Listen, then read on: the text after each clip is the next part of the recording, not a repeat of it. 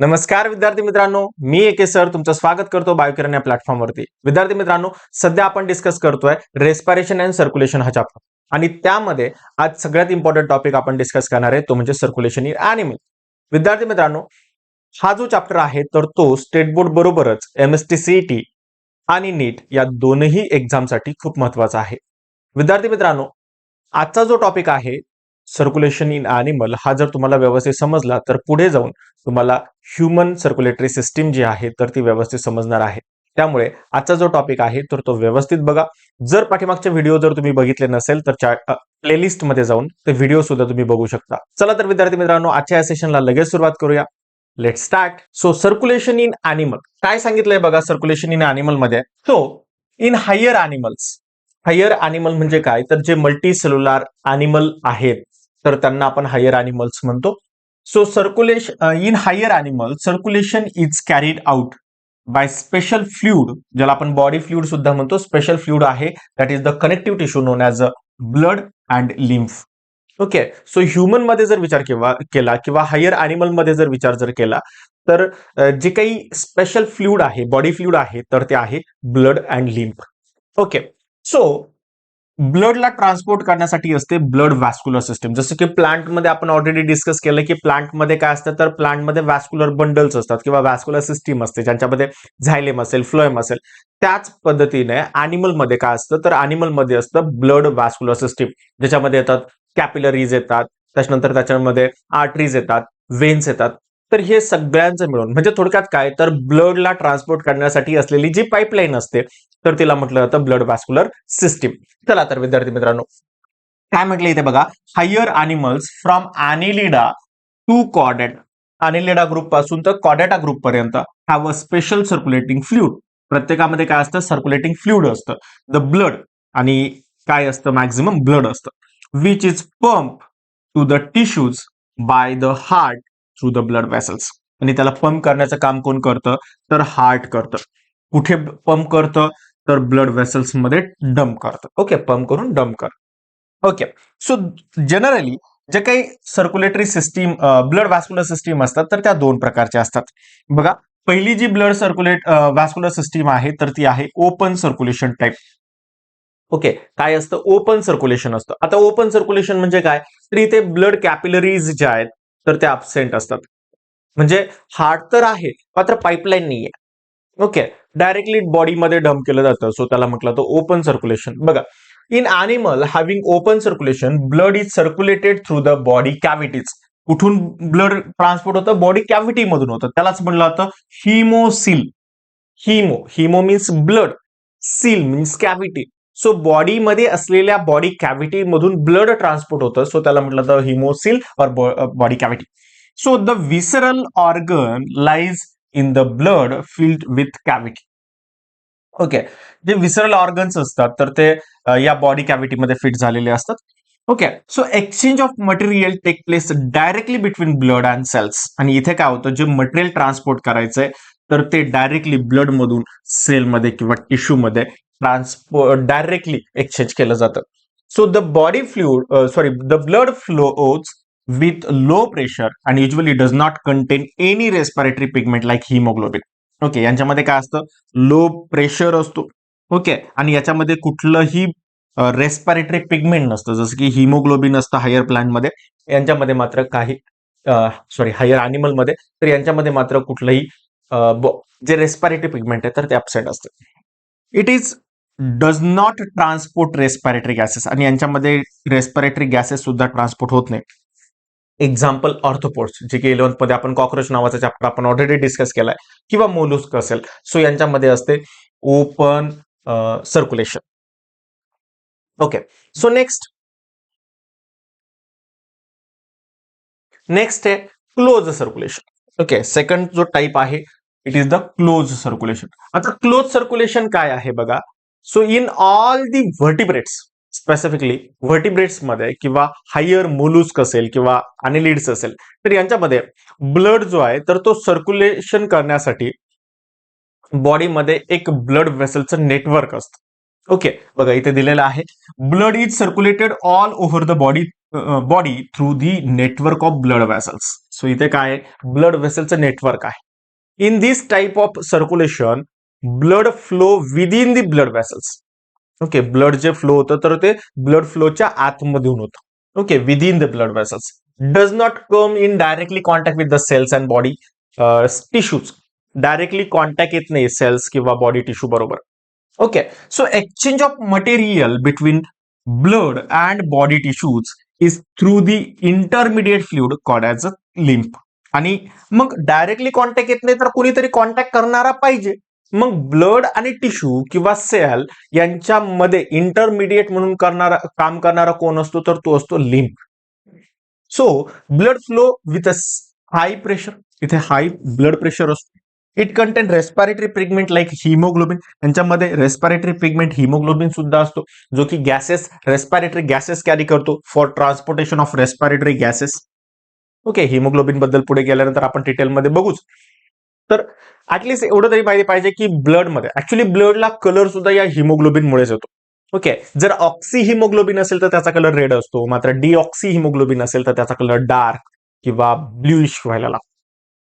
Okay, the close circulation can be divided into two main type. दोन type मध्ये divide झालेला आहे. First one is the single circulation and second one is the double circulation. Okay, काय आहे single circulation किंवा double circulation? Simply सांगून टाकतो, हार्टकडे किती वेळेस ब्लड येतं. ओके, जर हार्टकडे एकदाच ब्लड येत असेल तर त्याला म्हटलं जातं सिंगल सर्क्युलेशन. जर हार्टकडे दोनदा ब्लड येत असेल, दोन सर्कल तयार होत असेल तर त्याला म्हटलं जातं डबल सर्क्युलेशन. चला, सो सुरुवातीला बघूया आपण सिंगल सर्क्युलेशन. आता सिंगल सर्क्युलेशन काय बघा. In single circulation the blood passes through heart only once. Heart मध्ये एकदाच ब्लड येईल during each cycle, as in fishes, जसं की फिश मध्ये असतं. Example fishes. Deoxygenated blood is pump from heart toward the gills. Deoxygenated blood कुठे जात आहे? हार्ट पंप करतं आणि कुठे जातं? गिल्सकडे पाठवलं जातं. Where it undergoes oxygenation. आणि जिथे गिल्स मध्ये काय होतं? ऑक्सिजन ऍब्सॉर्ब केला जातो, तिथे ऑक्सिजनेटेड ब्लड होतं. Okay, so this oxygenated blood move toward the various body part, get deoxygenated. आणि ते जे ऑक्सिजनेटेड ब्लड असतं तर ते बॉडी पार्टकडे दिलं जातं. बॉडी पार्ट त्यातलं ऑक्सिजन ऍब्सॉर्ब करतं, डिऑक्सिजनेटेड ब्लड तयार होतं. Deoxygenated blood return back to heart. Deoxygenated blood परत हार्टकडे येतं नेक्स्ट सायकलसाठी. ओके, बघा आता बघा इथे खूप सिंपल एक टर्मिनॉलॉजी दिलेली आहे. बघा इथे एक फिगर दिलेली आहे सिंगल सर्क्युलेशनची. इथे आपलं हे हार्ट आहे, हार्टमध्ये हा आर्ट्रियम आहे, हा वेंट्रिकल आहे. Okay, so this is the heart. हार्टमधून हे आर्टरीज आहे. आर्टरी जी आहे तर ती, मात्र इथे जे ब्लड आहे तर ते आहे deoxygenated blood. Okay, deoxygenated blood आहे. आता हे डिऑक्सिजनेटेड ब्लड या ब्लड गिल्स मध्ये जातं. गिल्स मध्ये खूप सारे गिल्स कॅपिलरीज असतात. याच्यामध्ये गिल्स थ्रू काय केलं जातं? ऑक्सिजन टाकला जातो, कार्बन डायऑक्साईड बाहेर काढला जातो आणि त्याच्यामुळे इथे जे तयार होतं तर इथे येतं तयार oxygenated blood. Okay, oxygenated blood येतं. आता हे जे ऑक्सिजनेटेड ब्लड आहे तर ते ऑक्सिजनेटेड ब्लड इथपर्यंत येऊन इथे बॉडीच्या ज्या टिश्यू असतात, बॉडी सेल्स ज्या असतात तर त्या इथे ऑक्सिजन ऍब्सॉर्ब करतात, कार्बन डायऑक्साईड डम्प करतात. इथे आली वेन. आता वेन मध्ये परत कुठलं असतं? तर डिऑक्सिजनेटेड ब्लड असतं. ओके, परत येतं डिऑक्सिजनेटेड ब्लड आणि हे डिऑक्सिजनेटेड ब्लड परत हार्ट पंप करतं. ओके, सो हे पूर्ण एक सर्क्युलेशन. आता इथे गिल्स मध्ये जे होतं तर त्याला गिल्स सर्क्युलेशन म्हटलं जातं. जे बॉडी सेलमध्ये किंवा बॉडी टिश्यू मध्ये येतं तर त्याला सिस्टेमिक सर्क्युलेशन म्हटलं जातं. पण हार्टकडे मात्र एकदाच ब्लड येत आहे आणि हार्टकडे कंटिन्युअसली डिऑक्सिजनेटेड ब्लडच असतं. आणि ज्या हार्टमध्ये ऑलवेज डिऑक्सिजनेटेड ब्लड असेल तर त्या हार्टला म्हटलं जातं वेनस हार्ट. ओके, त्याला काय म्हटलं होतं? वेनस हार्ट. आता हा वेनस हार्ट वरती एकदा एमएसटी सीईटी साठी क्वेश्चन विचारलेला होता की venous heart present in. So कुणामध्ये प्रेझेंट असतं? तर ते फिशेस मध्ये प्रेझेंट असतं. Okay, fishes have venous heart. Okay, तर हे सुद्धा तुम्हाला माहिती पाहिजे. याच्यावरती खूप वेळेस प्रश्न आलेला आहे आणि त्यामुळे आपल्याला या छोट्या छोट्या गोष्टी ज्या आहेत तर त्या माहिती पाहिजे. चला, तर पुढे काय म्हटलंय सांगितलं बघा, इथे आपल्याला दिलेलं पण आहे. Since the heart fish carries only deoxygenated blood it is called as a venous heart. बघा, मी तुम्हाला ते सांगितलं, जे हार्ट फक्त आणि फक्त डिऑक्सिजनेटेड ब्लड कॅरी करतं, डिऑक्सिजनेटेड ब्लड ट्रान्सपोर्ट करतं, त्या हार्टला म्हटलं जातं व्हेनस हार्ट. क्लिअर आहे विद्यार्थी मित्रांनो? ओके, चला पुढे आपल्याला डिटेलमध्ये स्टडी करायचं आहे, that is the double circulation. आता डबल सर्क्युलेशन काय आहे बघा विद्यार्थी मित्रांनो. मी तुम्हाला सांगितलं की सिंगल सर्क्युलेशन म्हणजे काय, तर हार्टकडे एकदाच ब्लड येतं. जर हार्टकडे दोनदा ब्लड येत असेल तर आपण त्याला काय म्हणतो, डबल सर्क्युलेशन. बघा, खूप सिंपल आहे. In double circulation blood passes through heart twice during each cycle. एक सायकल मध्ये हार्टकडे दोनदा ब्लड येतं, आणि जेव्हा हार्टकडे दोनदा ब्लड येतं तर त्याला म्हटलं जातं double circulation. It occurs in birds and mammals. आणि हे कुणामध्ये असतं, तर जनरली बर्ड्स अँड मॅमल्स मध्ये असतं. In these animals heart pump deoxygenated blood through to lungs for oxygenation and return to heart as a oxygenated blood. बघा, deoxygenated blood heart लंग्सकडे देतं, lungs कडून ऑक्सिजनेटेड ब्लड परत हार्टकडे येतं, आणि त्यानंतर ते बॉडी पार्टकडे जातं. ओके, सो बघा, हा लंग्स कडून हार्टकडे, त्याला म्हटलं जातं pulmonary circulation. The oxygenated blood is pump from the heart toward the various body part that is the body except lungs, then return back to the heart, that is the deoxygenated blood that known as a systemic circulation. म्हणजे बघा, दोन circulation इथे होतात. एक होत आहे pulmonary circulation आणि दुसरं होत आहे सिस्टमिक सर्क्युलेशन. आता हे बघा, पल्मनरी सर्क्युलेशन किंवा सिस्टमिक सर्क्युलेशन काय, तर इथे एक फ्लो चार्ट दिलेला आहे आपल्याला, खूप महत्वाचा फ्लो चार्ट आहे. ओके, बघा काय सांगितलं या फ्लो चार्ट मध्ये, तर इथे स्पेसिफिकली एक हार्ट आपल्याला दिलं आहे, हार्टची फिगर दिलेली आहे. हार्टमध्ये 4 चेंबर असतात. स्पेसिफिकली मॅमल्सच्या हार्टमध्ये 4 चेंबर असतात. ह्युमनच्या हार्टमध्ये म्हणू आपण डायरेक्टली. ओके, 4 चेंबर असतात. त्यातलं एक आहे राईट साइड, दुसरी आहे लेफ्ट साइड. आता राईट साइड मध्ये असतं right atrium, right ventricle. Left साइडला असतं लेफ्ट ॲट्रियम, लेफ्ट वेंट्रिकल. आता लेफ्ट वेंट्रिकल मधून जे ऑक्सिजनेटेड ब्लड, ओके, इथे आहे ऑक्सिजनेटेड ब्लड. हे oxygenated blood dorsal aorta through body organ कडे पाठवलं जातं. ओके, इथे पण काय असतं, ऑक्सिजनेटेड ब्लड. बट इथे बॉडी ऑर्गन काय करतात, तर त्यातला ऑक्सिजन काढून घेतात. ऑक्सिजन काढून घेतला तर मग ते होतं deoxygenated blood. So deoxygenated blood. आता हे deoxygenated blood superior vena cava and inferior vena cava, superior vena cava आणि इन्फेरियर वेना कावा थ्रू ते हार्ट मध्ये जातं. ओके, आता हार्ट मध्ये हे deoxygenated blood right atrium through right ventricle मध्ये जातं. राईट वेंट्रिकल कडून ते पल्मनरी आर्टरी थ्रू, इथे असेल deoxygenated blood pulmonary artery through. आता बघा, शरीरामध्ये सगळ्या आर्टरीज मध्ये ऑक्सिजनेटेड ब्लड असतं, मात्र फक्त आणि फक्त पल्मनरी आर्टरी मध्ये असतं डिऑक्सिजनेटेड ब्लड. हे एक्सेप्शन आहे. त्याच्यानंतर हे डिऑक्सिजनेटेड ब्लड हे जातं लंग्स मध्ये. लंग्स मध्ये ऑक्सिजनेशन होतं. ऑक्सिजनेशन म्हणजे काय, तर ऑक्सिजन टाकला जातो, कार्बन डायऑक्साईड बाहेर काढला जातो. आपण ऑलरेडी रेस्पिरेशन मध्ये अल्व्हिओलाई मध्ये बघितलेलं आहे, अल्व्हिओलर रेस्पिरेशन मध्ये ऑलरेडी डिस्कस केलेलं आहे आपण. ओके, आणि त्यानंतर इथे बनतं ऑक्सिजनेटेड ब्लड. आता हे oxygenated blood pulmonary when through ते जातं हार्टच्या लेफ्ट ॲट्रियम मध्ये. सगळ्या व्हेन मध्ये डिऑक्सिजनेटेड ब्लड असतं, मात्र पल्मनरी व्हेन एकमेव एक्सेप्शन असं आहे ज्याच्यामध्ये असतं ऑक्सिजनेटेड ब्लड. सगळ्या व्हेन मध्ये असतं डिऑक्सिजनेटेड ब्लड, मात्र पल्मनरी व्हेन मध्ये काय असतं, ऑक्सिजनेटेड ब्लड असतं. हे पण एक्सेप्शन आहे. आणि त्यानंतर हे ऑक्सिजनेटेड ब्लड आपल्या लेफ्ट ॲट्रियम मध्ये ऑक्सिजनेटेड ब्लड येतं. इथे oxygenated blood left ventricle through परत dorsal aorta through body organ कडे जातं. सो हार्टकडे किती वेळा ब्लड आलं, एकदा आलं ऑक्सिजनेटेड ब्लड, दुसऱ्यांदा आलं डिऑक्सिजनेटेड ब्लड, आणि डबल आलं, दोनदा आलं, आणि म्हणूनच याला म्हटलं जातं डबल सर्क्युलेशन. आता हार्टकडून बॉडी ऑर्गनकडे, बॉडी ऑर्गनकडून परत हार्टकडे, याला म्हटलं जातं सिस्टेमिक सर्क्युलेशन. हार्टकडून लंगकडे, लंगकडून हार्टकडे, हे जे सर्क्युलेशन आहे तर त्याला म्हटलं जातं पल्मनरी सर्क्युलेशन. सो हे दोन प्रकारचे सर्क्युलेशन इथे आपल्याला बघायला मिळतात. ह्युमन सर्क्युलेटरी सिस्टीम जर आपण डिटेलमध्ये जर डिस्कस केली तर ही कंपोज ऑफ ही बनलेली जी असते तर ती ब्लड वॅस्क्युलर अँड लिम्फॅटिक सिस्टीमनी बनलेली असते. म्हणजे इथे दोन सिस्टीम आहेत, एक ब्लड वॅस्क्युलर सिस्टीम आहे, दुसरी लिम्फॅटिक सिस्टीम आहे. तर डिटेलमध्ये आपण मध्ये स्टडी करूया. फर्स्टली डिस्कस करूया ब्लड वॅस्क्युलर सिस्टीम. आता ब्लड वॅस्क्युलर सिस्टीम म्हणजे काय, तर पहिल्यांदा आपल्याला ब्लड काय असतं तर ते समजून घ्यायला पाहिजे. तर बघा, in human beings it consist of blood, heart and blood vessels. या तीनही कंपोनंट एकत्र येऊन बनली जाते blood vascular system. It responsible for various function like transport, haemostasis and protection. आता ट्रान्सपोर्ट काय ट्रान्सपोर्ट करतं तर रेस्पिरेटरी गॅसेस ट्रान्सपोर्ट करतं. Haemostasis, haemostasis means maintaining of body temperature, body temperature maintain करतं.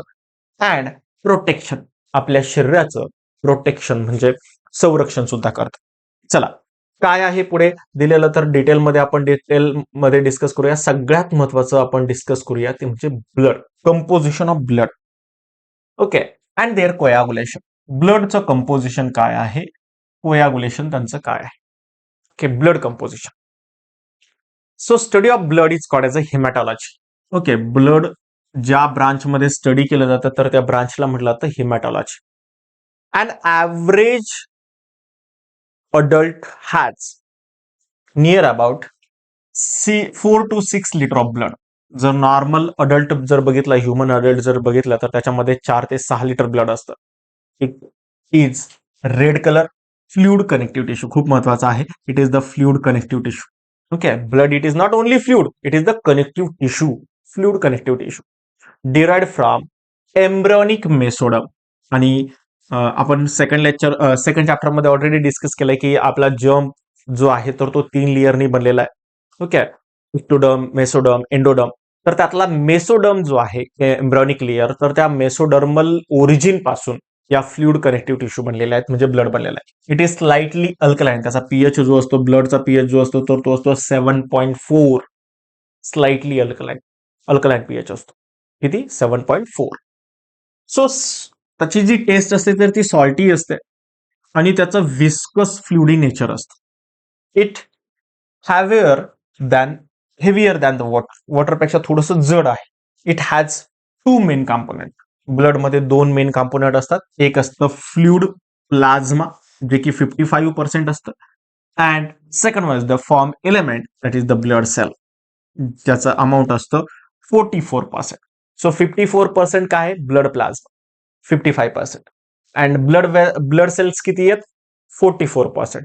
आणि 1% जे शिल्लक राहिलेले जे आहे तर ते अदर कॉम्पोनंट आहे. बट यांना सेपरेट करायचं म्हटलं तर आपल्याला काय करावं लागतं, तर आपल्याला करावं लागतं सेंट्रीफ्युगेशन. ओके, सेंट्रीफ्युगेशन केलं जातं. सेंट्रीफ्यूज मशीन असते, तुम्ही ते दूध डेअरीवरती वगैरे बघितलेलं असेल. ओके, ते असं गोल गोल गोल गोल फिरतं.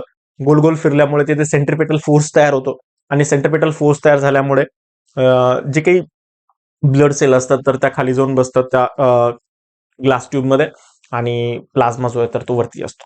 तर ते काय कन्स्टिट्युएंट असतं त्याच्यामध्ये, तर डिटेल करू, स्टडी करू. तर सगळ्यात पहिलं बघूया आपण प्लाझ्मा. आता प्लाझ्मा जर स्टडी करायचं जर म्हटलं तर प्लाझ्मा जो असतो तर तो टोटल ब्लडच्या 55% असतो. ओके, आणि त्यालाच म्हटलं त्याचा जो कलर आहे तर तो स्ट्रॉ कलर्ड असतो. जनरली येलोइश कलर असतो, स्लाइटली अल्कलाइन त्याचं नेचर असतं, विस्कस फ्लुइड असतं. आणि त्याच्यामध्ये जे कंपोजिशन आहे तर ते इथे दिलेलं आहे. काय काय असतं कंपोजिशन बघा, तर त्याच्यामध्ये नियर अबाउट 90% तर वॉटरच असतं. प्लाझ्माचं बोलतोय आपण, फक्त ब्लड सेल्सकडे आपण अजून गेलेलो नाहीये. प्लाझ्मामध्ये नियर अबाउट 90% तर वॉटर आहे, राहिलं 10%. त्यामध्ये प्रोटीन असतात लाईक अल्ब्युमिन, ग्लोबिलिन, प्रोपेरडिन, प्रोथ्रॉम्बिन, थ्रॉम्बिनोजन, हे सगळे प्रोटीन्स असतात, ते असतात near about 7 to 8%.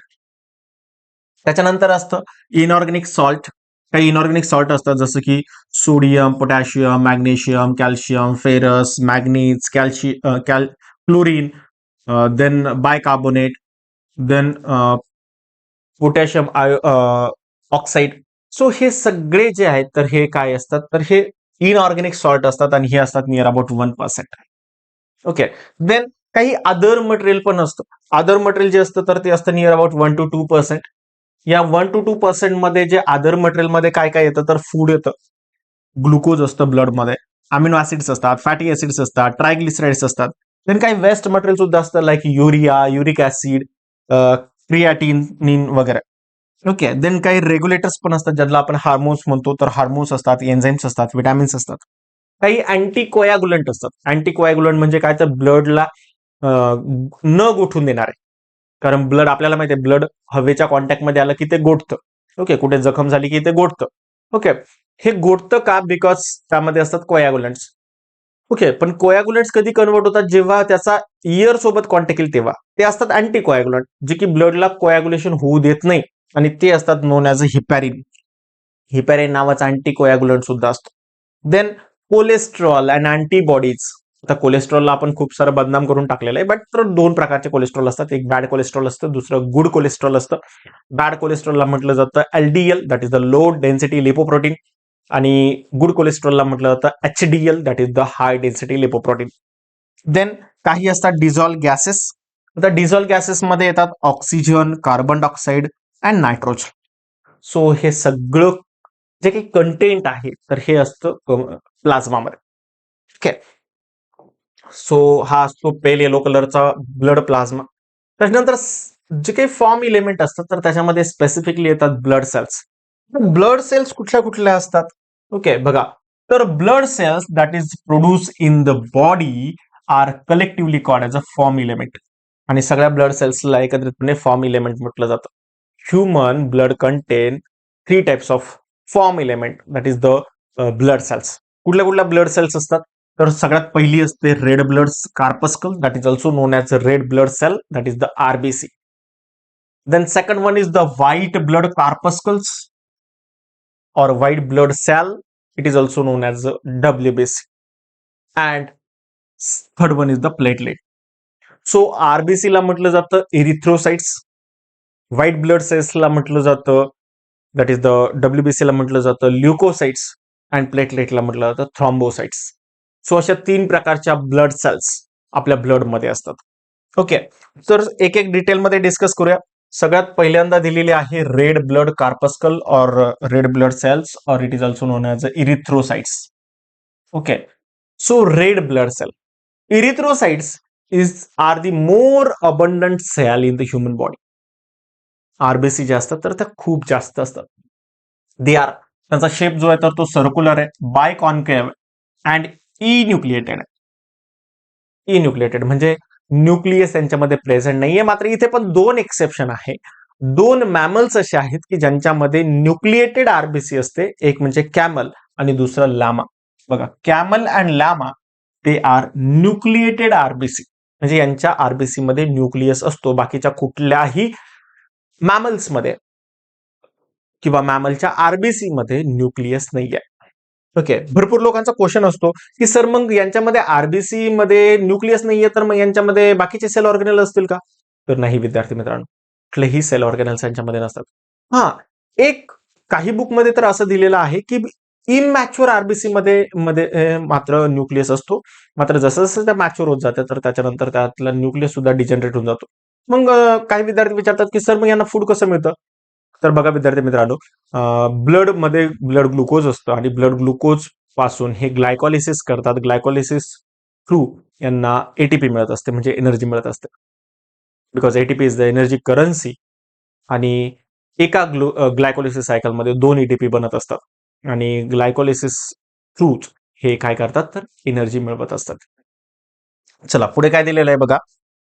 The red colour और RBC is due to the oxygen. आता रेड कलर का तयार झाला तर oxygen carrying pigment, that is the हिमोग्लोबिनमुळे तयार झाला.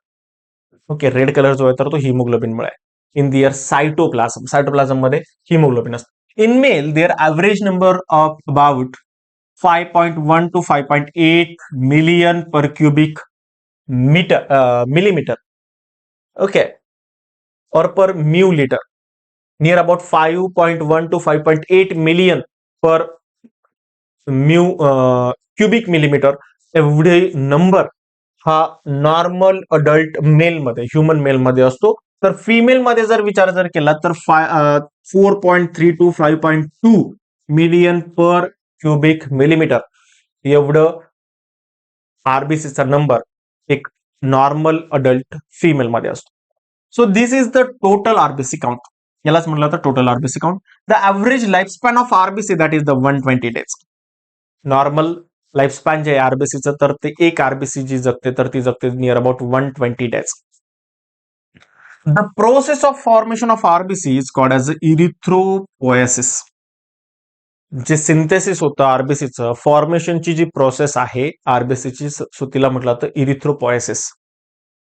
So RBC are produce from haemocytoblast और रेटिकुलोसाइट्स. सो जनरली आरबीसी जे तयार होतं तर ते हिमोसाइटोब्लास्ट पासून तयार होतं. बघा, द इरिथ्रोपोएटिक ऑर्गन. इरिथ्रोपोएटिक ऑर्गन म्हणजे काय, तर आपण ऑलरेडी डिस्कस केलंय की जिथे ज्या आरबीसीचं प्रोडक्शन होतं, फॉर्मेशन होतं, तर त्या प्रोसेसला आपण म्हटलं इरिथ्रोपोएसिस. आणि इरिथ्रोपोएटिक ऑर्गन म्हणजे काय, तर जिथे इरिथ्रोपोएसिस होतं तर तिथं. मग काय, तर फिटस मध्ये जनरली लिव्हर आणि स्प्लीन, लिव्हर अँड स्प्लीन या दोन्ही ठिकाणी काय होतं, इरिथ्रोपोएसिस होतं. मात्र अडल्ट ह्युमन मध्ये जे काही रेड सेल्स आहेत, रेड आरबीसी जे आहेत, तर त्या तयार होतात रेड बोन मॅरो मध्ये. कुठे तयार होतात, रेड बोन मॅरो मध्ये त्या तयार होत असतात. So vitamin B12, folic acid and haem protein, काय काय लागतं आरबीसी तयार होण्यासाठी, विटॅमिन B12 लागतं, फोलिक ऍसिड लागतं अँड हिम प्रोटीन लागतं. Are required for production of RBC. The old and worn out RBC are destroy. RBC ज्यांचं age complete झालंय, तर अशा आरबीसीचं जे काही आहे तर त्यांना डिस्ट्रॉय केलं जातं. कुठे, लिव्हर अँड स्प्लीन. ओके, आणि म्हणून या स्प्लीनला म्हटलं जातं ग्रेव्हयार्ड ऑफ आरबीसी. ओके, स्प्लीनला काय म्हटलं जातं, स्प्लीनला म्हटलं जातं graveyard of RBC. Then condition with increase in the number of RBC called as a polycythaemia. Polycythaemia म्हणजे काय, तर नॉर्मल नंबर पेक्षा जर आरबीसीचा नंबर जर वाढला तर त्या कंडिशनला म्हटलं जातं polycythaemia. Then and with decrease in the number, जर नंबर कमी होत असेल तर त्याला म्हटलं जातं इरिथ्रोसाइटोपेनिया. बघा, खूप नंबर खूप हे वर्ड खूप महत्वाचे आहेत. जेव्हा नंबर इन्क्रीज होईल त्याला म्हटलं तर पॉलिसायथेमिया, जेव्हा नंबर कमी होईल त्याला म्हटलं तर इरिथ्रोसाइटोपेनिया. The hormone erythropoietin. तर हा इरिथ्रोपोएटिन हार्मोन जो आहे तर हा किडनीच्या वरती असलेला ॲड्रेनल ग्लँड रिलीज करतो actually. So the hormone erythropoietin produce by the kidney cell stimulated the bone marrow for the production of RBC. So आरबीसीचं प्रोडक्शन होण्यासाठी इरिथ्रोपोएटिन हार्मोन खूप महत्वाचा असतो, जो की स्टिम्युलेट करतो बोन मॅरोला. देन पुढे दिलेलं आहे बघा, the mature erythrocytes is devoid of nucleus, mitochondria and other membrane bound cell organelles. So mature RBC मध्ये हे नसतं, न्यूक्लियस नसतो, माइटोकॉन्ड्रिया नसतं आणि other membrane bound cell organelle पण नसतं. It's cytoplasm. ओके, त्याच्यामध्ये काय, cytoplasm stroma is rich in the haemoglobin. काय काय असतं त्याच्यामध्ये, सगळ्यात जास्त असतं haemoglobin and O2 carrying proteinaceous pigment that gives red colour. Okay, haemoglobin काय, तर ऑक्सिजन कॅरिंग पिगमेंट आहे. ओके, त्याच्यामुळे त्याला काय येतं तर रेड कलर येतो आणि त्याच्यामुळेच आपण या ब्लड सेलला आपण रेड ब्लड सेल म्हणतो. ओके, ब्लडला सुद्धा रेड कलर येण्याचं कारण सुद्धा काय असतं, oxygen carrying proteinaceous pigment that is the haemoglobin आहे. It also contain an enzyme carbonic anhydrates. याच्यामध्ये काय, तर एक एन्झाईम असतो known as a carbonic anhydrate, जे की कार्बन डायऑक्साईडचं ट्रान्सपोर्टेशन करण्यासाठी खूप महत्वाचं असतं. कार्बन डायऑक्साईडचं कन्व्हर्जन हे बायकार्बोनेटमध्ये, कॅल्शियम बायकार्बोनेटमध्ये करतं. जनरली आपण हे सेल्युलर लेवल रेस्पायरेशनला ऑलरेडी हे डिस्कस केलेलं आहे. So erythrocytosis are responsible for the transport of respiratory gases, that is the oxygen and carbon dioxide. So erythrocytosis कशासाठी रिस्पॉन्सिबल आहे, तर गॅसेस एक्सचेंज करण्यासाठी सुद्धा रिस्पॉन्सिबल आहे. Maintaining pH and viscosity of blood. अजून काय करतं तर पीएच मेंटेन करतं आणि ब्लडची विस्कॉसिटी सुद्धा मेंटेन करतं. They also contribute in the process of blood clotting. Blood clotting करण्यासाठी सुद्धा रिस्पॉन्सिबल फॅक्टर म्हणून आरबीसी काम करत असते. The hemocrite is ratio of volume of RBC of total blood volume of blood. Haematocrit म्हणजे काय तर रेशो टोटल ब्लड आणि ब्लड व्हॉल्यूम अँड आरबीसी याच्या रेशोला म्हटलं तर haematocrit. Okay, so it is different for men and woman. आणि haematocrit जो आहे तर तो डिफरंट असतो मेल आणि फिमेल मध्ये. पुढे आपल्याला हिमोग्लोबिनची information do you know section मध्ये दिलेली आहे बघा. Each erythrocytes approximately contain 270 million molecule of haemoglobin. एका आरबीसी मध्ये जवळपास 270 मिलियन हिमोग्लोबिन असतात. Normal content of haemoglobin in blood in men about 14 to 17 gram%. Okay, so 14 ते 17% जे असतं हिमोग्लोबिन मेल मध्ये असतं आणि वुमेन मध्ये 13 ते 15 पर्यंत असतं. ओके, condition with less number of RBC और लेस अमाउंट ऑफ हिमोग्लोबिन और both is called as anaemia. आणि जेव्हा हिमोग्लोबिनचा अमाउंट कमी असेल किंवा आरबीसीचा अमाउंट कमी असेल तर त्या कंडिशनला म्हटलं जातं anaemia. Each molecule of haemoglobin is a protein iron complex. काय काय असतं हिमोग्लोबिन मध्ये तर प्रोटीन आयन कॉम्प्लेक्स असतं. It contain 4 polypeptide that is the globin chain of B. 2 globin chain असतात. ओके, 4 ग्लोबिन चेन असतात. 2 असतात अल्फा, 2 असतात बीटा. ओके, पॉलीपेप्टाइड चेन असतात, त्यालाच ग्लोबिन चेन म्हटलं जातं. 2 अल्फाच्या असतात आणि 2 बीटाच्या असतात. ओके, पण आयन त्याच्यामध्ये पोरफायरिन रिंग असते that is the haem ring. Group असतो, आयन असतं, एफई असतं त्याच्यामध्ये. Is attach to each chain and all 4 chains are bound together. Each haem group can carry 1 oxygen molecule. प्रत्येक एक जो काही ग्रुप असतो हिमचा तर तो एक ऑक्सिजन मॉलिक्यूल कॅरी करतो. 1 haemoglobin molecule can carry 4 oxygen. Okay, हे खूप महत्वाचं आहे. एक हिमोग्लोबिन किती 4 ऑक्सिजन कॅरी करतो आणि जेव्हा 4 ऑक्सिजन त्याच्याकडे असेल तर त्याला म्हटलं जातं ऑक्सी हिमोग्लोबिन. ओके, त्याला म्हटलं जातं oxy haemoglobin. So CO2 interact with amino acid, reduce globin chain and form carbaminohaemoglobin. Okay, आणि जेव्हा अमिनो ऍसिड सोबत कार्बन डायऑक्साइड इंटरॅक्ट करेल तर तेव्हा बनेल कार्बॅमिनोहिमोग्लोबिन. आफ्टर हिमोलायसिस. ओके, कधी होईल after haemolysis. So haemoglobin is broken down. जेव्हा हिमोग्लोबिन तुटेल तेव्हा कार्बॅमिनो हिमोग्लोबिन बनेल. It's globin part is broken to recycle the amino acids. आणि ग्लोबिन पार्ट रिसायकल होतो का अमिनो ऍसिड बनवलं जातं. Iron of haem group is stored as a ferritin in the liver. जो आयन ग्रुप असतो, ferrous group असतो तर तो लिव्हर मध्ये स्टोर होतो. पोरफायरिन रिंग जी असते हिमची ही कन्वर्ट होते ग्रीन पिगमेंट बिलुवर्डिन मध्ये and then into red orange colour bilirubin. आणि त्याच्यानंतर ग्रीन पिगमेंटचं कन्व्हर्जन बिलिवर्डिनचं कन्व्हर्जन बिलिरुबिन मध्ये होतं. बिलिरुबिनचा जो कलर आहे तर तो रेड ऑरेंज कलर आहे. So this pigment mainly bilirubin added to the bile acid and finally removed out from the body along with the faeces. Okay, आणि फिससला जो कलर देण्याचं काम, एक्सिटाला जो कलर देण्याचं काम जो करतो तर तो बिलिरुबिन.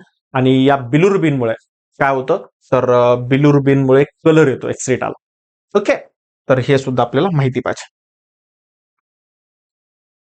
देन नेक्स्ट जी काही ब्लड सेल आहे तर ती आहे व्हाईट ब्लड कार्पस्कल और ल्युकोसाइट्स. व्हाईट ब्लड कार्पस्कल और ल्युकोसाइट्स. सो जनरली काय केलं जातं, ल्युकोसाइट्स आर कलरलेस. ल्युकोसाइट जे आहे तर ती कलरलेस असते म्हणून तो त्याला व्हाईट ब्लड सेल्स म्हणतात. ओके, सगळ्यात महत्वाचं ते न्यूक्लिएटेड असते, न्यूक्लियस असतो त्याच्यामध्ये. And amoeboid cell amoeba shape मध्ये असतात म्हणजे इरेग्युलर शेप असतो थोडक्यात. Okay, larger than RBC. RBC पेक्षा थोड्याशा साईजनी लार्ज असतात. Due to their amoeboid movement they can move out of the capillary wall by the process of diapedesis. आणि जनरली जेव्हा एखादी कॅपिलरी ब्रेक होईल आणि त्याच्यातून जेव्हा ब्लड लॉस होत असेल, इंटरनल ब्लिडिंग चालू असतं, तर तेव्हा व्हाईट ब्लड सेल्स काय करतात, तर तिथे जातात. ओके, सो जनरली काय बघा, amoeboid movement this can move out capillary wall by the process of diapedesis. Diapedesis process इथे होत असते. A normal adult has on an average near about 5,000 to 11,000 RBC per cubic millimeter of blood. Generally एक cubic millimetre blood मध्ये जवळपास 5,000 ते 11,000 RBC WBC असतात. So decrease in the number of WBC near about 4,000. Okay, 4,000 पेक्षा जर आरबीसीचा डब्ल्यूबीसीचा number जर कमी झाला तर त्या कंडिशनला म्हटलं जातं ल्युकोपेनिया. Okay, leukopenia. आणि हे नॉर्मली कॉमन असतं HIV मध्ये, एड्स मध्ये, टीबी पेशंट मध्ये. Okay, so or those expose in radiations, shock, अशा पर्सन मध्ये हे जनरली कमी झालेलं. Temporary increase the number of WBC is called as a leukocytosis. आणि जनरली जर यांचा नंबर जर इन्क्रीज झाला टेम्पररी पिरियड साठी, सो त्याला म्हटलं तर ल्युकोसायटोसिस ड्यू टू द इन्फेक्शन. आणि हे इन्फेक्शनमुळे होतं. Also during pregnancy and the newborn babies यांच्यामध्ये सुद्धा नंबर इन्क्रीज झालेला असतो. पण जर अनकंट्रोल इन्क्रीज असेल, बघा, uncontrol increase in the number of WBC is a type of blood cancer. जर गरजेपेक्षा खूपच जास्त नंबर जर यांचा इन्क्रीज झाला तर तो एक ब्लड कॅन्सर आहे, known as a leukopenia. Sorry, not a leukaemia, not leukopenia, it is the leukaemia. Leukaemia it is the blood cancer. Okay, ल्युकेमियालाच आपण ब्लड कॅन्सर म्हणतो जेव्हा uncontrol increase the number of WBC. डब्ल्यूबीसीचा number जर वाढलेला असेल, uncontrol, तो control होत नसेल, तर त्यालाच म्हटलं जातं blood cancer, leukaemia. So WBC are mainly concern with defence mechanism, that is the protection. आणि डब्ल्यूबीसीलाच आपल्या बॉडीचं व्हाईट आर्मी सुद्धा म्हटलं जातं, कारण आपल्या बॉडीचं प्रोटेक्शन करण्याचं काम हे डब्ल्यूबीसी करत असतात. Okay, so types of WBC. आता डब्ल्यूबीसीचे टाइप कुठले कुठले आहेत? So types of WBC, so these are the colourless, colour नाहीये कुठला. इरेग्युलर न्यूक्लिएटेड सेल, सेलला शेप नाहीये मात्र न्यूक्लियस आहे. पॉलिमॉर्फिझम, खूप जास्त व्हॅरिएबल नंबर यांच्यामध्ये डायव्हर्सिटी सापडते, सो त्याला म्हटलं तर polymorphism. They can be classified into two main types such as granulocytes and agranulocytes. त्याच्यामध्ये सुद्धा दोन टाइप आहेत, एक आहे ग्रॅन्युलोसाइट्स, दुसरा आहे अग्रॅन्युलोसाइट्स. सो सगळ्यात सुरुवातीला बघूया ग्रॅन्युलोसाइट्स. आता ग्रॅन्युलोसाइट्स इथे दिलेला आहे बघा, ग्रॅन्युलोसाइट्स. आता ग्रॅन्युलोसाइट जे आहेत, ग्रॅन्युलोसाइट्स, आता काय तर यांच्यामध्ये काय असतं, ग्रॅन्युलर सायटोप्लाझम असतो. ओके, बघा, these are WBC of granular cytoplasm, also called as a polymorphonuclear leukocyte, that is the PMN, polymorphonuclear leukocytes, that is the PMN cell. Okay, so they have lobulated nuclei. यांच्यामध्ये nucleus जो असतो तर तो lobulated असतो in different shape, वेगवेगळ्या shapes. Granulocytes are also form from myeloid stem cell. कुणापासून तयार होतात, तर मायोलाइड स्टेम सेल पासून तयार होतात. Once form do not divide, आणि एकदा का तयार झाले की त्याच्यानंतर त्या परत डिवाइड करत नाही. So granulocytes constitute near about 72% of total WBC. Granulocyte जे असतात तर त्या 72% टोटल डब्ल्यूबीसीच्या 72% ग्रॅन्युलोसाइट्स असतात. So granules are actually secretory vesicles which contain various secretions like enzymes. Okay, जे ग्रॅन्युल्स असतात तर ते सिक्रिशन्सनी भरलेले असतात, व्हेसिकल्स असतात ते छोटे छोटे. Depending upon staining properly of the granules, these granules are classified into 3 types. त्याच्याला कुठल्या स्टेननी स्टेन होतं, कलर येतो, डाय होतं, तर त्याच्या बेसिसवरती त्याचे 3 टाईप पडलेले आहेत. न्यूट्रोफिल्स, बेसोफिल्स अँड ऍसिडोफिल्स, असे 3 टाईप पडलेले आहेत. सो बघूया आपण त्या 3 टाईपला आपण स्टडी करूया generally. So first one is the neutrophils. थोडक्यात काय, तर न्यूट्रल स्टेननी जर स्टेन होत असेल तर त्याला म्हटलं तर न्यूट्रोफिल्स. जर ऍसिडिक स्टेननी स्टेन होत असेल तर त्याला म्हटलं ऍसिडोफिल्स. बेसिक स्टेननी स्टेन होत असेल तर त्याला म्हटलं बेसोफिल्स. आता बघा, neutrophils, granules are very fine, large in number. Granule जे असतात तर ते फाईन असतात, लार्ज साईजचे असतात, evenly distributed and stain with neutral stain. कुठल्या स्टेननी होतात? न्यूट्रल स्टेन किंवा न्यूट्रल डायनी स्टेन होतात. So neutrophils near about 70% of total WBC. पूर्ण डब्ल्यूबीसीच्या जवळपास 70% या न्यूट्रोफिल्स असतात. This cell are spherical and nucleus is several lobe. Okay, cell कशात? स्पेरिकल शेपच्या आहेत आणि न्यूक्लियस जो आहे तर तो वेगवेगळ्या खूप साऱ्या जवळपास 2 ते 7 लोबनी बनलेला आहे. So these are able to perform amoeboid movement, आणि हे अमेबॉइड अमेबा सारखी मुवमेंट करू शकतात. आणि सगळ्यात महत्वाचे फॅगोसायटोसिस पण करू शकतात. Phagocytosis means degradation of solid waste और सॉलिड मटेरियल. सॉलिड मटेरियलला जे खाऊ शकतात, डिग्रेड करू शकतात, सो त्यांना म्हटलं जातं फॅगोसायटोसिस, त्या मुवमेंटला म्हटलं जातं. आणि ह्या न्यूट्रोफिल्स ज्या आहेत तर त्या अमेबॉइड मुवमेंट बरोबर फॅगोसायटोसिस सुद्धा करतात. They are responsible for destroying pathogen. कशासाठी रिस्पॉन्सिबल असतात? तर पॅथोजनला डिस्ट्रॉय करण्यासाठी असतात. सो त्यालाच म्हटलं जातं फॅगोसायटोसिस. ओके, त्याच प्रोसेसला काय म्हटलं जातं? फॅगोसायटोसिस. सो पस is mixture of dead neutrophils, damage tissue and dead microbe. जो एखादी जखम झाल्यानंतर जो पस निघतो, ज्याला मराठीमध्ये आपण पू म्हणतो, ओके, जखम झाल्यानंतर, तर त्या पू मध्ये, त्या पस मध्ये काय असतं? तर डेड न्यूट्रोफिल्स असतात, डॅमेज टिश्यू असतात आणि डेड मायक्रोबच्या डेड बॉडी सुद्धा असतात. ओके, देन नेक्स्ट आहे बेसोफिल. ओके, नेक्स्ट आहे बेसोफिल. आता बेसोफिल बेसिक स्टेननी जे डाय होतात तर त्यांनाच काय म्हणतो आपण? बेसोफिल्स, किंवा त्यालाच म्हणलं जातं सायनोफिल्स. ओके, बेसोफिल्स और eosinophils. These cells have very few granules of large size and stain with the basic stain. Granules जे आहेत तर ते कसे आहेत? लार्ज साईज ग्रॅन्युल्स आहेत. आणि बेसिक स्टेनने जेव्हा होतं, जसं की मिथिलिन ब्ल्यू हा जो बेसिक स्टेन आहे, जर मिथिलिन ब्ल्यू किंवा बेसिक स्टेनने जर डाय होत असेल, कलर येत असेल त्याला, तर त्याला म्हटलं तर basophils. So basophils are non phagocytic. या नॉन फॅगोसायटिक आहे, हे कुठल्या पॅथोजनला खात नाही. स्मॉल असतात, स्पेरिकल शेल असतात आणि near about 0.5 to 1% of total WBC. Total डब्ल्यूबीसीच्या अर्ध्या ते 1% हे यांचा नंबर असतो. न्यूक्लियस जो आहे तर तो ट्विस्टेड असतो, 2 लोबचा असतो, ट्विस्ट झालेला असतो. They R present in infected and allergic condition only. आणि कधी तयार होतात? हे फक्त इन्फेक्टेड कंडिशन मध्ये किंवा अलर्जिक कंडिशन मध्येच फक्त हे तयार होतात, अदरवाईज या नसतात. Okay, so basophil secrete heparin, histamine and serotonin. Basophil जे आहे तर ते काय सिक्रेट करतं? हिपॅरिन. ओके, हिपॅरिन काय? तर अँटी कोॲग्युलंट आहे. Okay, then histamine. Okay, and serotonin. Serotonin हा एक हार्मोन आहे, ज्याला आपण हॅपी हार्मोन पण म्हणतो. सो हे सगळे जे आहे तर ते सिक्रेशन हे बेसोफिल्स करत असतात.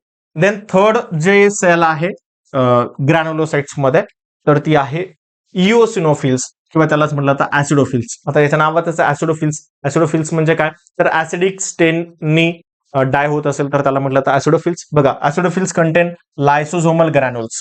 त्याच्यामध्ये काय असतात? लायसोझोमल ग्रॅन्युल्स, म्हणजे लायसोझोम सारखे ग्रॅन्युल्स असतात. That stain to red colour with acidic stain like eosin. आणि याला कुठल्या स्टेननी स्टेन होतं? तर इओसिन स्टेननी स्टेन होत असतं. So eosinophils are about 1 to 3% of total WBC. 1 ते 3% यांचा नंबर असतो.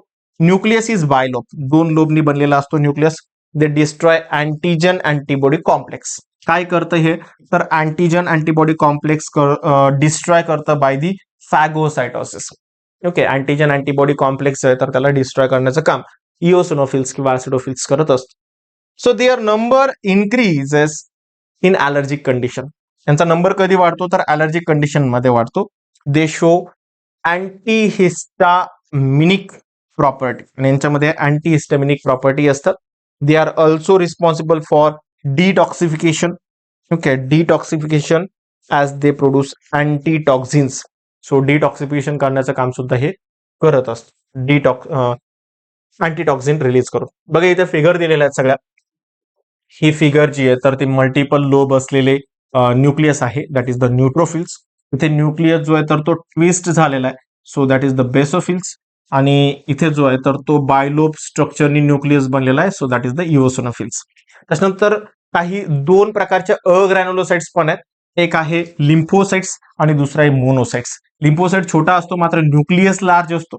आणि यांच्यामध्ये न्यूक्लियस जो आहे तर तो थोडासा ट्विस्ट झालेला असतो. That is the monocytes. Monocyte is the biggest WBC. Okay, साईजनी ही बिग असते. ओके, मोठी असते. बघा आता ग्रॅन्युलोसाइट्स. आता ग्रॅन्युलोसाइट्स काय आहे? Granulocytes, so granulocytes are about 28% of total WBC. Granulocyte जे असतात तर ते जवळपास 28% असतात पूर्ण डब्ल्यूबीसीच्या. Cytoplasm of these leukocytes is without granules. Cytoplasm मध्ये कुठले ग्रॅन्युअल्स नसतात, कुठले वेसिकल्स नसतात. They are form from lymphoid stem cell. कशापासून तयार होतात? तर लिम्फॉइड स्टेम सेल पासून तयार झालेले असतात आणि ह्या डिवाइड करू शकतात through the mitosis.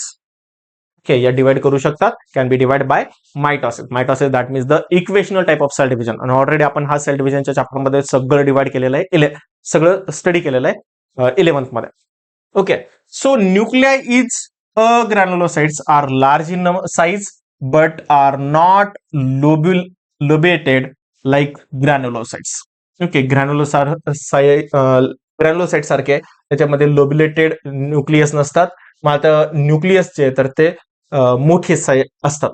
Okay, so these are two types of granulocytes, that is the lymphocytes and monocytes. So एक एक डिस्कस करूया. दोन प्रकारचे असतात, ऑलरेडी मी सांगितलंय तुम्हाला. So first one is the lymphocytes. Okay, first one is the lymphocytes. So lymphocytes are the smallest of WBC. सगळ्या WBC मध्ये lymphocytes या स्मॉलेस्ट आहे. Have a large spherical nucleus. मात्र यांचा न्यूक्लियस जो आहे तर तो मोठा आहे. They constitute near about 25 to 30% of total WBC. 25 ते 30% असतात total WBCच्या. Depending upon the function, two types of lymphocytes are present. That is the B lymphocytes and T lymphocytes. दोन प्रकारच्या लिम्फोसाइट्स असतात. एक असते बी लिम्फोसाइट, त्याला बी सेल म्हटलं जातं. That is the T lymphocytes, that is the T cell. So B lymphocytes आणि T lymphocytes अशा दोन प्रकारच्या लिम्फोसाइट्स असतात. B lymphocytes mature in the bone marrow. B lymphocytes जे आहेत तर त्या बोन मॅरो मध्ये मॅच्युअर होतात आणि रिस्पॉन्सिबल असतात जनरली अँटीबॉडी प्रोडक्शनसाठी, नोन और ह्युमरल इम्युनिटीसाठी. ओके, बी लिम्फोसाइट्स काय काम करतात? Production of antibody. Then it is a highly specific antigen antibody immunity. T lymphocytes mature in thymus. T lymphocytes ज्या मॅच्युअर होतात तर त्या थायमस मध्ये होतात and are responsible for cell mediated immunity. Okay, आता टी लिम्फोसाइट जे आहे तर त्या परत 4 प्रकारच्या असतात. That is the helper T cell, killer T cell, memory T cell and suppressor T cells are 4 main sub type of T lymphocytes. अशा 4 प्रकारच्या असतात. हेल्पर टी सेल बाकीच्या सेलला हेल्प करते इम्युनिटी तयार करण्यासाठी. किलर टी सेल जे आहे तर ते सायटोटॉक्सिक ऍक्टिव्हिटी करून जनरली पॅथोजनला किल करते. मेमरी टी सेल त्याचा एक जो युनिक डीएनए असेल तर तो सेटअप घेऊन ठेवतो, जेणेकरून नेक्स्ट टाइम जेव्हा त्याचं इन्फेक्शन होईल तर त्याच्या मेमरी राहाव्यात म्हणून मेमरी टी सेल्स. आणि सप्रेसर टी सेल जे आहे तर त्या बाकीच्या इम्युन सिस्टीमला सप्रेस करून ठेवते, जेणेकरून एक्स्ट्रा एका छोट्या पॅथोजनसाठी सुद्धा जास्त ऍक्टिव्हिटी होत नाही. ओके, इम्युन ऍक्टिव्हिटी होत नाही. देन नेक्स्ट आहे monocytes. Okay, that is the monocytes. Monocytes are the largest of all WBC. बघा, स्मॉलेस्ट जी आहे तर ती लिम्फोसाइट्स आहे, मोनोसाइट जी आहे तर ती largest. It's nucleus is large and bean और किडनी शेप. न्यूक्लियस जो आहे तर तो बिन शेप किंवा किडनी शेप असतो. They are form 3 to 5% of our WBC. Total 3 ते 5% पर्यंत डब्ल्यूबीसी ही मोनोसाइट्स असतात. Monocytes are actively motile. हे एका ठिकाणी दुसऱ्या ठिकाणी जाऊ शकतात. Give rise the macrophages. Macrophages बनवू शकतात. मॅक्रो म्हणजे मोठे, फाजेस म्हणजे खाणाऱ्या. सो मोठ्याल्या खाणाऱ्या सेल बनतात. They are mainly phagocytic and destroy the bacteria and dead or damage tissue by the phagocytosis. काय करतं तर पॅथोजनला खाऊन टाकतं, डिस्ट्रॉय करतं बॅक्टेरियाला. Okay, phagocytosis through. ओके, तर या गोष्टी तुम्हाला माहिती पाहिजे. देन नेक्स्ट आहे, next one is the thrombocytes. Okay, next one is the thrombocytes. थ्रोम्बोसाइटलाच आपण म्हणतो platelet. Okay, thrombocytes it is not also known as a platelet. Thrombocytes are the cellular fragments, okay, formed from the large cell called as a megakaryocytes.